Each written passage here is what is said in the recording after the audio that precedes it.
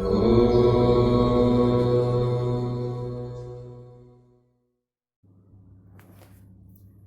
વિદ્યાર્થી મિત્રો, કેમ છો? બધા મજામાં હશે એવી આશા રાખું છું.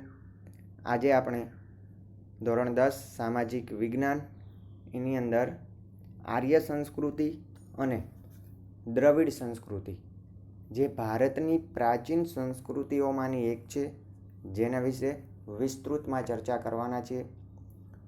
આમાંથી તફાવત સ્વરૂપે પણ સવાલ પૂછાઈ શકે છે 2 માર્ક્સમાં, અને આ વર્ષે આનો તફાવત પૂછાવાની શક્યતા વધુ છે, કેમ કે 2020 બોર્ડમાં પ્રાકૃતિક વારસો અને સાંસ્કૃતિક વારસોના તફાવત પૂછાઈ ગયો છે.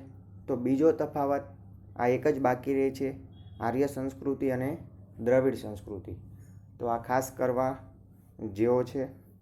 જોઈએ આર્ય સંસ્કૃતિ. તો ભારતની પ્રાચીન સંસ્કૃતિઓમાંની એક સંસ્કૃતિ છે એટલે આર્ય સંસ્કૃતિ. ઓકે, આર્ય પ્રજા જે છે તે મૂળ ભારતીય નથી.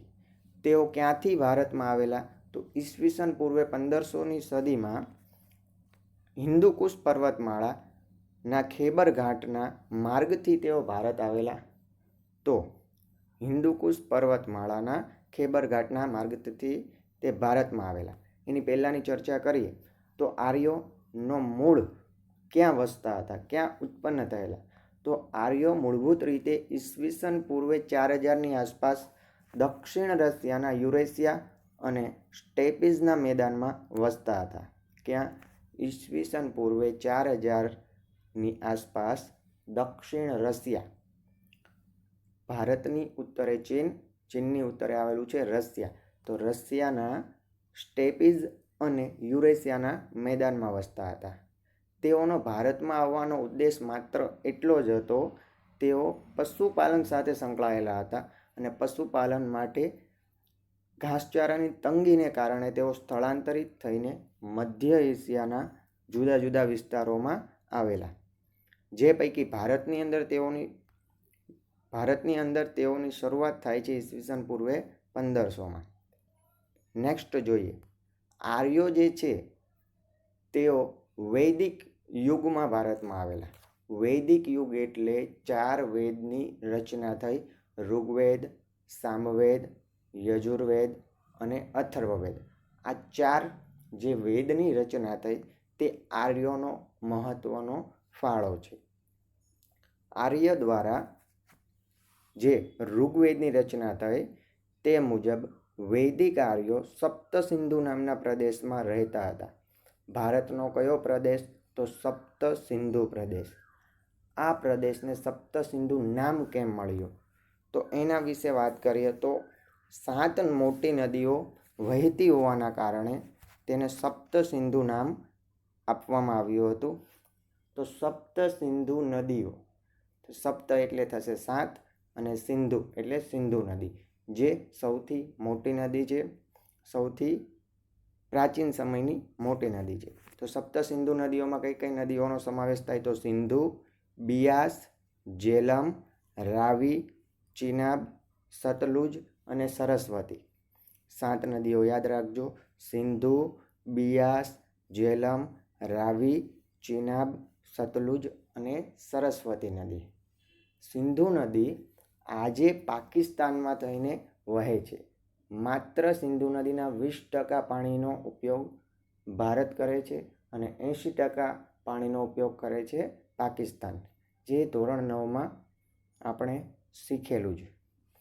તો આગળ, ભારતની આર્ય સભ્યતાના નિર્માતાઓ આર્ય લોકો હતા, જેમનું બીજું નામ શું છે? નોર્ડિક. યાદ રાખવાનું છે, આર્યને બીજું નામ છે નોર્ડિક. નેક્સ્ટ, પ્રાચીન કાળમાં હિન્દુઓ આર્ય કહેવાતા હતા. જે હિન્દુ જે છે આજના, તેઓ મૂળ કયા નામે ઓળખાતા હતા? આર્ય તરીકે.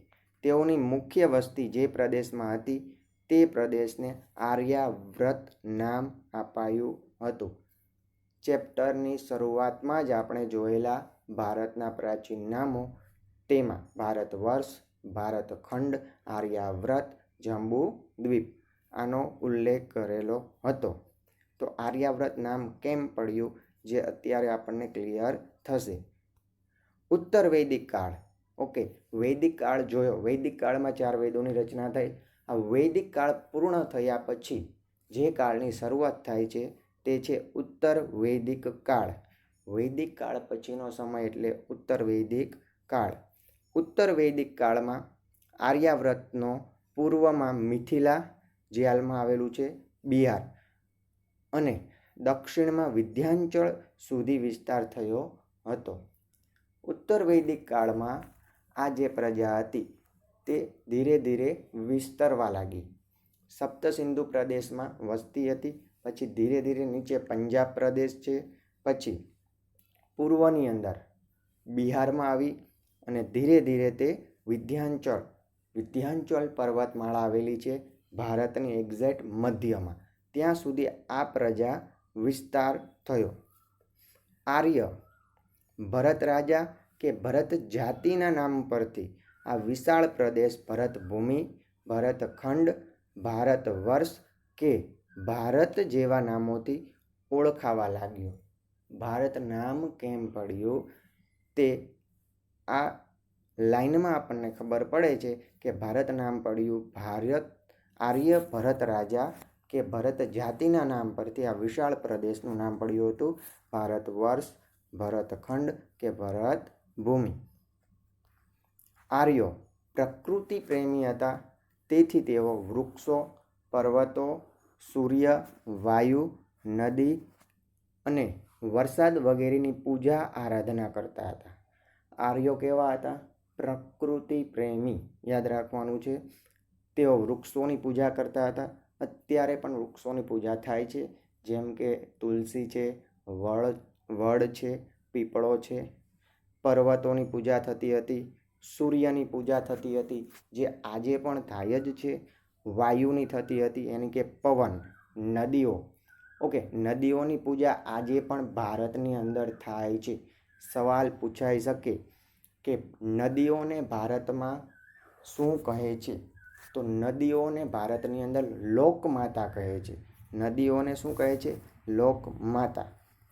તો યાદ રાખો, વગેરેની પૂજા આરાધના કરતા હતા, જે આજે પણ આપણે કરીએ જ છીએ. જે કોની દેન છે? તો આર્યોની. તેઓએ પ્રકૃતિના તત્વોમાં દરેકની સ્તુતિઓ, ઋચાઓની રચના કરી. ઓકે, તેઓએ ઋચાઓ એટલે થશે શ્લોક. ઋગ્વેદની અંદર 1028 ઋચાઓ આવેલી છે. આ સ્તુતિઓની રચના કોણે કરી? તો આર્યો દ્વારા કરી હતી. કે પૂજા સમયે કઈ સ્તુતિ કરવી, ભોજન કરતી વખતે કઈ સ્તુતિ કરવી, સ્નાન કરતી વખતે કઈ સ્તુતિ કરવી, આ વગેરે સ્તુતિઓના રચનાકાર છે આર્યો. સમયાંતરે વેદ પઠન પ્રચલિત બન્યું, તેમાંથી ધાર્મિક વિધિઓ શરૂ થઈ. તે પછી યજ્ઞ, યાગાદી ક્રિયાઓ ભારતમાં શરૂ થઈ. ભારતની અંદર વેદ પઠન આજે પણ આપણે આ જે વેદ પઠન છે તે ચાલુ જ છે. લગ્ન પ્રસંગ હોય, મૃત્યુ પ્રસંગ હોય, વગેરે વગેરે શ્લોકો દ્વારા આપણે એનો ઉપચાર કરીએ છીએ. આજે પણ શ્લોકોનું મહત્ત્વ ઘટ્યું નથી. નેક્સ્ટ જોઈએ. આર્ય સમાજનો મૂળભૂત એકમ પરિવાર પિતૃપ્રધાન હતો. જે આર્ય સમાજનો મૂળભૂત એકમ જે છે તે કેવો હતો? પિતૃપ્રધાન. તો આ યાદ રાખવાનું છે કે પિતૃપ્રધાન હતો. આગળ આપણે દ્રવિડ જોવાના છે, તેમાં આવશે માતૃપ્રધાન, એટલે તફાવત સ્વરૂપે યાદ રાખો. આર્ય સમાજનો મૂળભૂત એકમ કેવો હતો? પિતૃપ્રધાન. આર્યોની વૈદિક સંસ્કૃત ભાષા સંપૂર્ણ ઉત્તર ભારતની મુખ્ય ભાષા હતી. તો ભારતની અંદર આર્ય સંસ્કૃતિ દ્વારા સંસ્કૃત ભાષા, કઈ ભાષા? સંસ્કૃત ભાષાની શરૂઆત થઈ હતી, એ યાદ રાખવાનું છે. તો આર્યોની જે વૈદિક સંસ્કૃત ભાષા હતી તે સંપૂર્ણ ઉત્તર ભારતમાં મુખ્ય ભાષા હતી પ્રાચીન સમયમાં. આમ આજે પણ આર્ય સંસ્કૃતિનો પ્રભાવ જોવા મળે છે. આજે પણ આર્ય સંસ્કૃતિના જે વેદો છે, પછી નદી, પર્વત, વાયુ, સૂર્ય વગેરેની પૂજા અર્ચના છે, વગેરેનું આજે પણ પ્રચલન છે, જેથી આપણે એમ કહી શકાય કે આજે પણ આર્ય સંસ્કૃતિનો પ્રભાવ ભારતના લોકોમાં જોવા મળે છે. ઓકે, નેક્સ્ટ આપણે જોઈએ તો દ્રવિડ સંસ્કૃતિ. દ્રવિડ સંસ્કૃતિ. તો દ્રવિડ લોકો મોહેન્જો-દડોની સિંધુ સંસ્કૃતિના સર્જકો અને પાષાણ યુગની સંસ્કૃતિના સીધા વારસદાર છે. તો એક સવાલ થવો જોઈએ કે દ્રવિડ સંસ્કૃતિ પ્રથમ ભારતમાં આવી કે આર્ય સંસ્કૃતિ? તો એ ક્લિયર કરી લેજો. ભારતની મુખ્ય જે પ્રજા છે તે છે દ્રવિડ. તે મૂળ ભારતની પ્રજા છે. આર્યો ભારતની અંદર આવ્યા તે પહેલેથી જ દ્રવિડ લોકો ભારતમાં હતા. આજથી લઈને લગભગ 5000 વર્ષ જૂની જે સંસ્કૃતિ હતી, સિંધુ ખીણની સંસ્કૃતિ, જેનું બીજું નામ છે મોહેન્જો-દડોની સંસ્કૃતિ, જેનું ત્રીજું નામ કહી શકાય હડપ્પીય સંસ્કૃતિ. ત્રણેય સંસ્કૃતિના નામ અલગ છે, પરંતુ એ સંસ્કૃતિ એક જ છે. જે મોહેન્જો-દડોની સંસ્કૃતિના સીધા વારસદારો કોને કહીશું? તો દ્રવિડ લોકોને. જે સિંધુ સંસ્કૃતિની અંદર જે લોકો હતા તે કઈ પ્રજા હતી? તો દ્રવિડ પ્રજા હતી. બીજું આમાં કીધું છે કે પાષાણ યુગ. ઓકે, તો પાષાણ યુગ એટલે શું? પાષાણ યુગ એટલે જે સમયમાં પથ્થરના સાધનોનો ઉપયોગ થતો હતો. તે પછી તલવાર હોય કે પછી જમવાના વાસણ હોય વગેરે વગેરે. શેના બનેલા હતા? તો પાષાણ. પાષાણનો અર્થ થશે પથ્થર. દ્રવિડ લોકો મૂળ ભારતના હતા. દ્રવિડ લોકોમાં માતૃમૂલક કુટુંબ પ્રથા પ્રચલિત હતી. આગળ મેં કીધું તેમ આર્યો પિતૃપ્રધાન હતા, જ્યારે દ્રવિડો માતૃપ્રધાન, માતૃમૂલક. દ્રવિડ લોકોની અંદર માતાનું સ્થાન સૌથી ઊંચું હતું, સ્ત્રીનું સ્થાન સૌથી ઊંચું હતું. દ્રવિડોએ માતા રૂપે પાર્વતી દેવી અને પિતા રૂપે પરમાત્મા શિવની પૂજાની સમજ આપી. તો યાદ રાખવાનું છે, દ્રવિડ લોકો શિવની પૂજા કરતા હતા અને દેવી તરીકે પાર્વતીની. શિવ સિંધુ ખીણની સંસ્કૃતિના ઉત્ખનન દરમિયાન આપણને એક મૂર્તિ પણ મળે છે. તે મૂર્તિની અંદર પશુપતિનાથની મૂર્તિ મળે છે. તે પશુપતિનાથની જે મૂર્તિ છે તે હાલ નેપાળની અંદર આવેલા પશુપતિનાથ મંદિરમાં પણ જોવા મળે છે. તેથી કહી શકાય ત્યારે પણ શિવની ઉપાસના થતી હતી. દ્રવિડોએ અવકાશી ગ્રહોના ક્ષેત્રમાં તથા વિવિધ કલાઓ જેવી કે કાંતવું, વણવું, રંગવું, હોડી, તરાપા જેવા ક્ષેત્રોમાં વિશેષ પ્રદાન આપ્યું છે. દ્રવિડોએ અવકાશી ગ્રહો, જે અવકાશ ખગોળ જ્ઞાન છે તેનું જ્ઞાન પણ આપણને આપેલું છે. વિવિધ કલાઓની વાત કરીએ તો કાંતવું, વણવું, રંગવું, ગળી, જે ગળી છે તેનું જ્ઞાન, ગળીની ખેતી દ્રવિડ સંસ્કૃતિ સિંધુ ખીણની સંસ્કૃતિમાં થતી હતી. હોડી બનાવવાનો વ્યવસાય હોય, તરાપાનો વ્યવસાય હોય, તરવાની વાત છે, વગેરે ક્ષેત્રોમાં વિવિધ પ્રદાન આપેલું છે. આર્યના પ્રભુત્વ બાદ તેઓ દક્ષિણ ભારત તરફ ખસતા ગયા અને ત્યાં સ્થિર થયા. તો મૂળ પ્રજા જે દ્રવિડ છે તે ઉત્તર ભારતમાં સર્વપ્રથમ હતી, પરંતુ ભારતની અંદર ઈસવીસન પૂર્વે 1500માં આર્યોનું આવવાનું શરૂ થાય છે, જેથી દ્રવિડ લોકો ધીરે ધીરે ઉત્તર ભારતમાંથી દક્ષિણ ભારતમાં ખસતા ગયા અને ત્યાં સ્થિર થયા. ઉત્તર ભારતમાંથી આવેલી વિવિધ પ્રજાની ભાષા અને સંસ્કૃતિના લક્ષણો ટકી રહ્યા. સમયાંતરે આ લોકો દ્રવિડ કહેવાયા. દ્રવિડો ઉત્તરમાંથી ખસીને ક્યાં આવે છે? દક્ષિણમાં. અને દક્ષિણમાં તેઓ સ્થિર થાય છે. તેમના લક્ષણો ઉત્તર ભારતમાં જે આર્ય સંસ્કૃતિ છે તેણે પણ અપનાવેલા છે. દ્રવિડોના જે લક્ષણો જે નીચેની લાઈનમાં લખેલું છે, ઉત્તરમાંથી આવેલી વિવિધ પ્રજાની ભાષા અને સાંસ્કૃતિક લક્ષણો ટકી રહ્યા. સમયાંતરે આ લોકો દ્રવિડ કહેવાયા. દ્રવિડોના મૂળ દેવો આર્યોએ સ્વીકારી લીધા.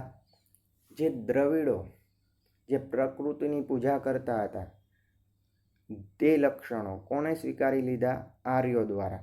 અને તેમને સંસ્કૃતિના દેવો તરીકે પુનઃસ્થાપ્યા હતા. આજે દક્ષિણ ભારતમાં તમિલ, તેલુગુ, કન્નડ અને મલયાલમ. ઓકે, તો તમિલ ભાષા ક્યાંની છે? તો તમિલનાડુની. તેલુગુ ભાષા છે આંધ્રપ્રદેશ અને તેલંગાણાની. કન્નડ ભાષા છે કર્ણાટકની. જ્યારે મલયાલમ ભાષા છે કેરળની. જેવી ભાષાઓ દ્રવિડ કુળની ભાષાઓ તરીકે બોલતા લોકો આજે પણ આપણને જોવા મળે છે. આ 4 જે ભાષાઓ છે તે લોકો કઈ સંસ્કૃતિના છે? તો દ્રવિડ સંસ્કૃતિના, જે આજે પણ પોતાની ભાષા ટકાવી શક્યા છે. દ્રવિડોએ ધૂપદીપ અને આરતીથી પૂજા કરવાની પરંપરા આપી હોય તેમ મનાય છે. આજે આપણે જે ઘરમાં ધૂપ દીપથી જે પૂજા અર્ચના કરીએ છીએ તે આપણને કોના દ્વારા પ્રાપ્ત થઈ છે? તો દ્રવિડ સંસ્કૃતિ દ્વારા. દ્રવિડોએ પશુ પૂજા, પ્રકૃતિ પૂજાની ભેટ આપેલી છે.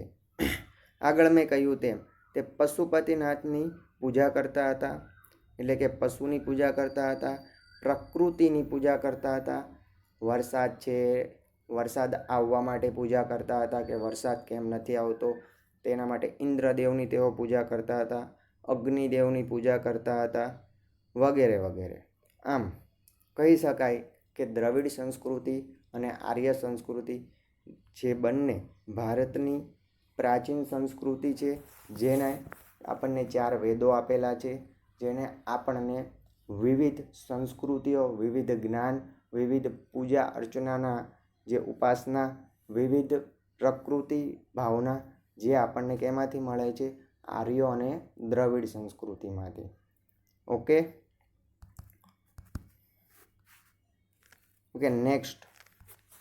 નેક્સ્ટ આપણે જોવાના છે ભારતીય વારસાના જતન અને સંરક્ષણ અંગે આપણી બંધારણીય ફરજો. ઓકે, આપણો જે વારસો છે તેને જાળવવા માટે, તેના રક્ષણ માટે ભારત સરકાર દ્વારા જે આપણું બંધારણ છે તેમાં ફરજોની નિમણૂક કરી છે. ફરજો, આપણું જે મૂળ બંધારણ છે તેમાં આ ફરજો હતી નહીં, પરંતુ પછી એની અંદર આ ફરજો મૂકવામાં આવી છે. તો ક્યારે મૂકવામાં આવી છે? પહેલાં તો ધોરણ 9માં આપણે બંધારણ વિસ્તૃતમાં ભણ્યા છીએ. ફરજો કોને કહેવાય આપણને ખબર જ છે. ફરજ અને હક જે ભારતના બંધારણમાં ભાગ 3માં છે, તેમ મૂળભૂત ફરજો ભારતના બંધારણમાં કલમ 51 ક અંતર્ગત મૂકેલી છે. તો ભારતનું બંધારણ ક્યારે ઘડવામાં આવ્યું? બેઝિક નોલેજ લઈ લઈએ. ભારતનું બંધારણ 26મી જાન્યુઆરી 1950ના રોજ લાગુ થયું હતું. ભારતની અંદર 26મી જાન્યુઆરી 1950. પરંતુ ત્યારે આ ફરજો હતી નહીં, પરંતુ પછી એની જરૂર પડતા એમાં એડ કરવામાં આવી છે. બીજો સવાલ, ભારતનું જે બંધારણ છે તેમાં મૂળભૂત ફરજો કયા દેશના બંધારણમાંથી લેવામાં આવી છે? તો ભારતની અંદર જે મૂળભૂત ફરજો છે તે રશિયાના બંધારણના મુજબ ભારતમાં લેવામાં આવેલી છે. જ્યારે મૂળભૂત હકો છે તે અમેરિકાના બંધારણમાંથી લેવામાં આવ્યા છે. તો જોઈએ, ભારતને ગૌરવ અપાવનાર ભારતના વારસાની દરેક બાબતોએ ભારતને રળિયામણું, નયનરમ્ય અને આકર્ષક બનાવ્યું છે. તેના જતન અને સંરક્ષણ માટે ભારતના પ્રત્યેક નાગરિકની પવિત્ર અને પ્રાથમિક ફરજ બને છે. આપણી શું છે? ફરજ છે. ફરજ એટલે શું? ફરજ એટલે આપણે કોઈ કહે અને આપણે કરીએ તેવું નહીં, પરંતુ આપણે પોતે જ આને સ્વીકારીને પાલન કરવું જોઈએ. જેમ કે અત્યારે લોકડાઉન છે તો સરકાર આપણને કહે છે કે બહાર જવું નહીં, સ્ટે હોમ સ્ટે સેફ, પરંતુ સરકાર કહે પછી આપણે કરવી એમ નહીં, આપણા મનથી જ આપણે કરવું જોઈએ. તેને કહેવાય આપણી ફરજ. જાગૃત નાગરિક તરીકે આપણી ફરજ હોવી જોઈએ. આપણા પ્રાચીન ઐતિહાસિક મૂલ્ય અને મહત્ત્વ ધરાવતા વારસાના સ્થળોને કોઈ નુકસાન ન પહોંચાડે અને તેનું જતન કરે તે માટે ભારતના બંધારણમાં નાગરિકની મૂળભૂત ફરજો દર્શાવેલી છે. આપણો ઐતિહાસિક મૂલ્ય અને મહત્ત્વ ધરાવતા વારસામાં આપણો જે વારસો છે તે બહુ પ્રાચીન છે. સિંધુ ખીણની સંસ્કૃતિથી લઈને આજ સુધી જે આપણું મૂલ્યો છે એ જળવાઈ રહે, તેને નુકસાન ન પહોંચે તે માટે મૂળભૂત ફરજો ભારત સરકારે ભારતના બંધારણમાં મૂકવામાં આવેલી છે, જે આ મુજબ છે. આપણા ભારતીય બંધારણના ભાગ 3 અનુચ્છેદ 51 ક 51A 51 કમાં 6 જ અને ટ 3 જ છે. કેટલી? 6, 7 અને 9 નંબર. 6 નંબર, 7 નંબર અને 9 નંબર છે. તો યાદ રાખવાની છે 6, જ અને ટ 3 જે છે મૂળભૂત ફરજો તે આપણા વારસાના જતન માટે છે. મૂળભૂત ફરજો આપણે ધોરણ 1થી લઈને ધોરણ 12 સુધી અથવા તે પછી કોલેજમાં પણ જે આપણે પાઠ્યપુસ્તક આવે છે તેમાં પહેલું જ પેજ હોય છે મૂળભૂત ફરજો. આપણે ભણતા આવ્યા છે, જેમાં ટોટલ કેટલી છે? 11 ફરજો આપવામાં આવેલી છે. તે પૈકી આપણા વારસા માટે આમાં કેટલી ફરજો છે? 3 છે. એક તો 6 નંબર, 7 નંબર અને 9 નંબર છે, તે 3 આ મુજબ છે. જોઈએ. આપણી સમન્વિત સંસ્કૃતિના સમૃદ્ધ વારસાનું મૂલ્ય સમજી તેની જાળવણી કરવાની ફરજ. આપણી સમન્વિત સંસ્કૃતિના સમૃદ્ધ વારસાનું મૂલ્ય સમજી તેની જાળવણી કરવાની આપણી ફરજ છે. આપણને ખબર હોવી જોઈએ કે આપણી જે સંસ્કૃતિ છે કેટલી જૂની છે, કેટલી મૂલ્યવાન છે. તેથી તેનું રક્ષણ કરવું એ આપણો અધિકાર છે, આપણું ફરજ છે. બીજું, જાહેર મિલકતનું રક્ષણ કરવાની અને હિંસાનો ત્યાગ કરવાની ફરજ. જાહેર મિલકતો જેમાં આપણો કાંઈ અધિકાર હોતો નથી, તે સરકારની માલિકીની હોય છે, તેને કહેવાય છે જાહેર મિલકતો. તેનું આપણે રક્ષણ કરવું જોઈએ, તેને નુકસાન ન પહોંચાડવું જોઈએ, ત્યાં કચરો ના ફેંકવો જોઈએ વગેરે. અને હિંસાનો ત્યાગ કરવો જોઈએ. હિંસા જેનાથી ગાંધીજી જેના વિરોધી હતા તેવી હિંસા, એટલે કે આપણે અહિંસા રૂપી મૂલ્યો જાળવવા જોઈએ. હિંસાનો શું કરવો જોઈએ? ત્યાગ. જંગલો, તળાવો, નદીઓ અને વન્ય પશુ પંખીઓ સહિત કુદરતી પર્યાવરણનું જતન કરવાની અને તેમાં સુધારા કરવાની તથા સર્વજીવો પ્રત્યે અનુકંપા રાખવાની આપણી ફરજ છે. ઓકે, તો ભારતની અંદર જંગલોના રક્ષણ માટે પહેલેથી જ અભયારણ્યો, રાષ્ટ્રીય ઉદ્યાનો ભારતની અંદર છે જ, જ્યાં તેનું જતન થાય છે. છતાં આપણે જંગલોનું રક્ષણ કરવું જોઈએ. ધોરણ 9માં ભૂગોળ, સામાજિક વિજ્ઞાનમાં ભૂગોળ જે પાર્ટ હતો તેમાં આપણે જંગલો વિશે વિસ્તૃત સમજ મેળવી જ છે કે જંગલોનું જતન શા માટે જરૂરી છે, પર્યાવરણ માટે પણ જરૂરી છે. ભારતની અંદર જંગલોનું પ્રમાણ ઘટતું જાય છે. 33% જંગલો હોવા જોઈએ, જેની જગ્યાએ માત્ર 22% જેટલા જંગલો ભારતમાં છે. તળાવોના પાણીને આપણે ગંદુ કરવું ના જોઈએ. નદીઓ છે જે આપણી લોકમાતા છે, તેનું રક્ષણ કરવું જોઈએ. મુખ્ય નદીઓ ગંગા છે, ગુજરાતની અંદર નર્મદા નદી છે. અને વન્ય પશુ પંખીઓ સહિત કુદરતી પર્યાવરણનું જતન કરવાની આપણી ફરજ છે. સર્વજીવો પ્રત્યે અનુકંપા રાખવી જોઈએ. જે આપણે આજની પરિસ્થિતિની વાત કરીએ તો આ લોકડાઉનની પરિસ્થિતિની વાત કરીએ. કોરોના શા માટે આવ્યો?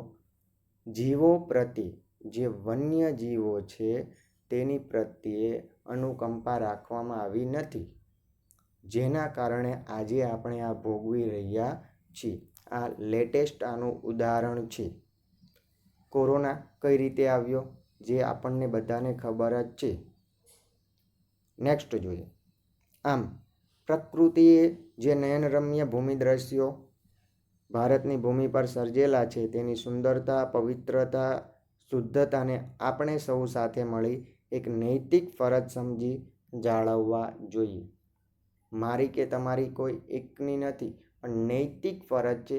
સર્વ લોકોની ફરજ સમજીને આપણે તેમની જાળવણી કરવી જોઈએ. તો આ સવાલ પૂછાઈ શકે છે 2 માર્ક્સમાં. બંધારણીય ફરજ સમજાવો ભારતના વારસાની. તો 6, જ અને ટ. નંબર 6, 7, 9 3 ફરજ છે જે મોઢે કરવાની છે.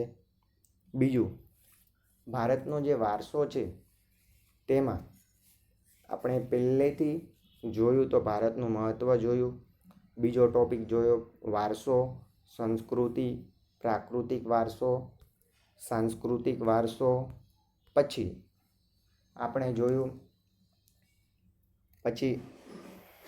મૂળભૂત જે ફરજો જોઈ. પછી એના પછી આર્યો, પછી દ્રવિડો, પછી વિવિધ ભારતની અંદર આવેલી પ્રજાઓ વિશે જોયું અને ભારતના મેળાઓ વિશે જોયું. ગુજરાતના મેળાઓ. તો આ બધી જ ડિટેલમાં આપણે ચર્ચા કરી છીએ. એક વખત રિવિઝન કરો, નોટ પેન સાથે રાખો અને નોટ કરતા જાઓ. આજે પહેલું ચેપ્ટર જે છે એ આપણે પૂર્ણ કરીએ છીએ અને આના જે વન લાઇનર જે સવાલ છે તેની એક લિસ્ટ હું બનાવીને વિડીયો સ્વરૂપે મૂકવાનો છું, જે નેક્સ્ટ વિડીયોમાં તમને મળી જશે. અસ્તુ, થેન્ક યુ.